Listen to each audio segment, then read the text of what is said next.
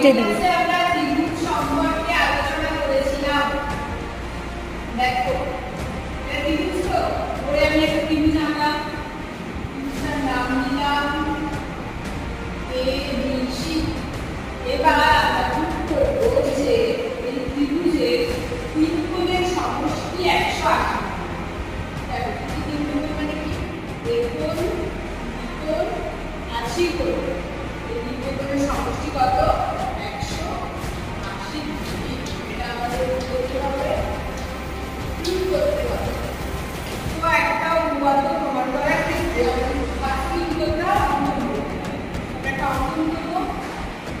বিসিকে D পর্যন্ত বাড়ালাম, BC বাহুকে D পর্যন্ত বর্ধিত করলাম এবং সি বিন্দুতে এটি এর সমান্তরাল সরলরেখা